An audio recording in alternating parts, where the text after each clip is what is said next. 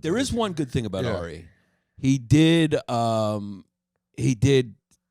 What did he do? What do they call that when you get your glue taken out? Vasectomy. He did give himself a vasectomy so he doesn't reproduce, which is a good thing he did. You know what? I'm thinking about doing that too.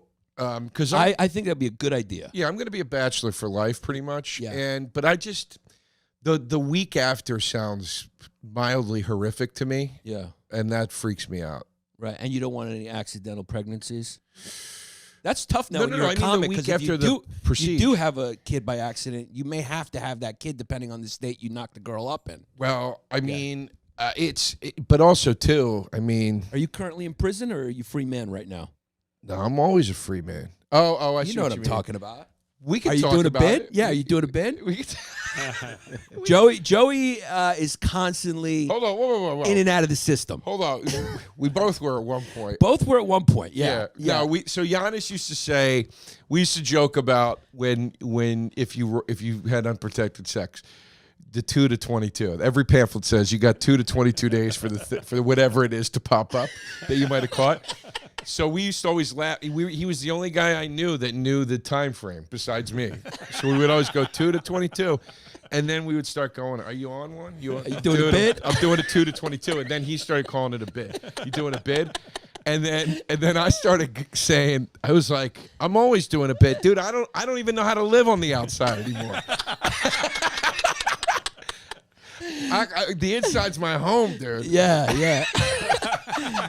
Every time I run into Joe, he's just like, yeah, I'm right in the middle of one right now. You know, it's like day 6.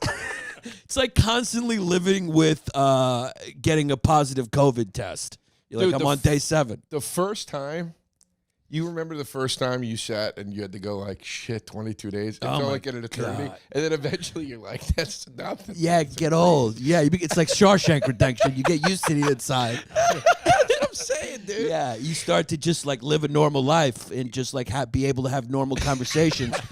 Whereas the first couple of bids, you can't even live in the moment. You're just constantly worrying.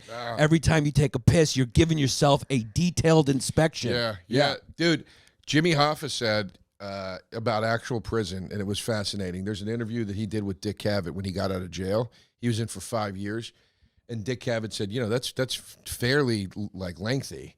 He's like, can you, how would you survive if you had to do like true hard time, like life? And Hoffa said that the only way to do it is to divorce yourself completely from the outside. He goes, you cannot have visitors. You cannot receive letters. You have to accept that this is what your life is, because otherwise you'll go crazy. And I was like, holy shit, man. I never thought of it like that. Like, you got to tell your mom you can't come see me ever again. Yeah. Like, that makes sense. It's heart-shattering. Yeah, because you just divorce yourself. You disavow yourself from all reminders of what could be. Yes, that's what he said. He goes, you cannot pretend you are part of what's going on out there. That's why what you got to do as a comic is you got to stay away from anyone who's more financially successful than you. Dude, seriously. Yeah, because that's a constant reminder that it robs your joy. Right. Yeah. Which is why it makes me happy that my richest friend is Sal, who still lives like a fucking Staten Island animal. Yeah. Yeah, those Staten Island kids, they're like institutionalized. Yeah, dude, it's weird out there. They got a way of life out there. Yeah, it's like taking a fish out of water, like, because you can't go anywhere. Like, especially Sally grew up with sisters, so he has like a slightly effeminate cadence. Yeah. So he can't carry that. You can't go anywhere in the country without people going, yuck. I know, it's disgusting. You can't go to Europe and be like, hey, how you doing? I'm a multimillionaire on a prank show. How you doing? My name is Sal Vulcano. They're like, get out of here. The plumbing situation is that way.